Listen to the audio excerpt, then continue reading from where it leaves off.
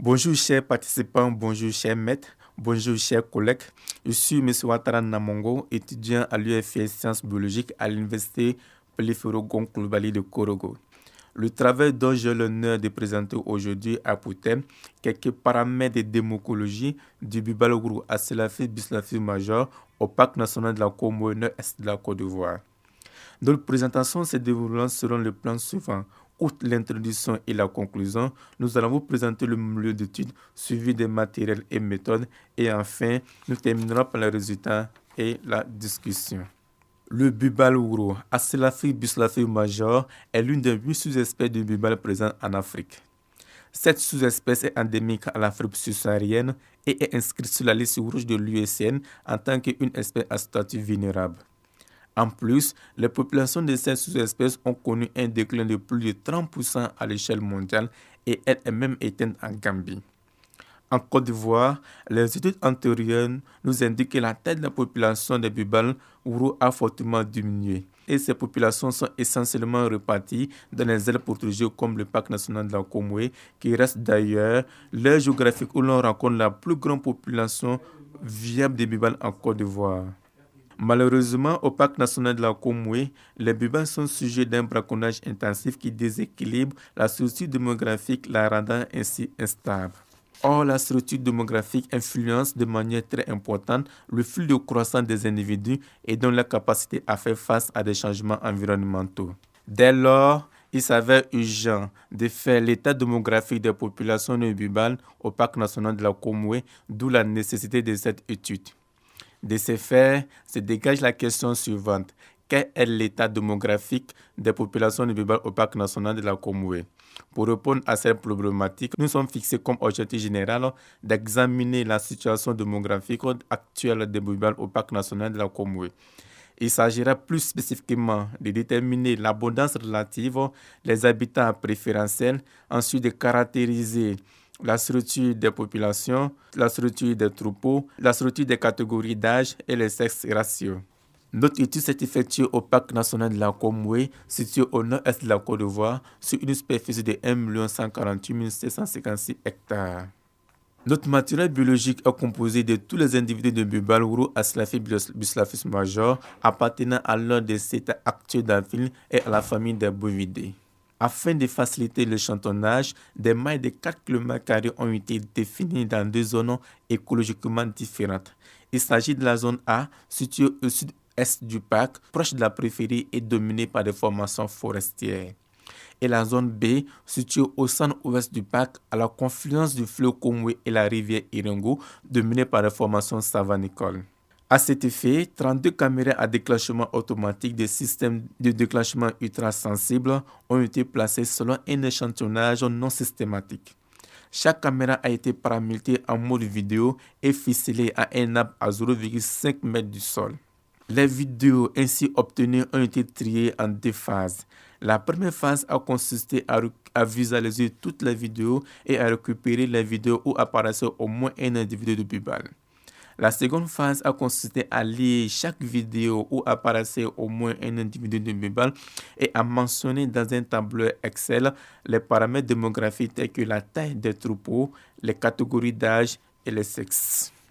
La catégorisation des variables qualitatives nominales, sexe et âge a porté essentiellement sur l'observation des critères de classification. Les catégories d'âge ont été déterminées sur la base de la croissance des cornes et la taille au garrot. Ainsi, 3 classes d'âge ont été définies. Il s'agit de la catégorie des adultes, individus portant de grandes cornes dont la partie striée est plus longue que la partie lisse. Les subadultes, individus dont la zone astriée est à peu près que la zone lisse. Les jeunes, individus sans cornes ou avec cornes sans strie. Les informations sur les paramètres démographiques ont été recueillies dans un tableur Excel. Ce tableur nous a permis également la réalisation des différents graphiques et certains calculs mathématiques. Et le logiciel XSA nous a permis la réalisation des différents tests statistiques. À la suite de ce qui précède, quels ont été les résultats obtenus et quelles discussions en découlent? Nos résultats sont présentés selon les objectifs élaborés. Au niveau du résultat 1, nous avons obtenu 321 individus avec 98,77% des individus enregistrés dans la zone B. La forte observation des bivalves dans la zone B serait due à une plus grande abondance de la zone en ressources hydriques et en habitats de type savanicole. Au niveau des habitats préférentiels, les habitats de type savanicole sont préférés par les bivalves roux au parc national de la Comoué. La grande distribution des bivalves dans les habitats de type savanicole serait due à la composition du pâturage. Ce pâturage est composé de diverses espèces de végétaux non ligneux, notamment des graminées et des légumineuses herbacées. Ces végétaux sont beaucoup appétés par les bivalves de façon générale. De plus, les habitats de type savanicole donnent un plus large champ de vue contre les prédateurs. Nos résultats corroborent avec ceux de Mingasnav et collaborateurs qui ont obtenu dans les sites similaires en Éthiopie que les bivalves de Chouane ont un attachement pour les milieux ouverts tels que obtenus dans nos travaux. Au niveau des résultats 2, en ce qui concerne la structure des populations, nous avons enregistré 132 troupeaux composés de 1 à 17 individus. À cet effet, plus de 115% des individus enregistrés vivent au sein d'une unité familiale et plus de 111% des individus solidaires sont des mâles adultes. La grande vie associative au niveau des bivalves au parc national de la Comoué serait liée à l'éthologie des bivalves en général, qui est un comportement grégaire.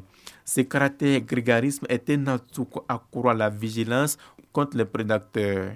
En effet, le taux élevé des mâles adultes solidaires serait dû à leur écartement de groupes déchus lors des combats pour le contrôle des femelles de la reine. En ce qui concerne la catégorie d'âge, les adultes sont les plus nombreux avec plus de 68% de l'effectif, ensuite les jeunes avec plus de 16% et enfin les subadultes. Le taux élevé d'adultes serait dû à la disparition du lion, potentiel régulateur des antilopes.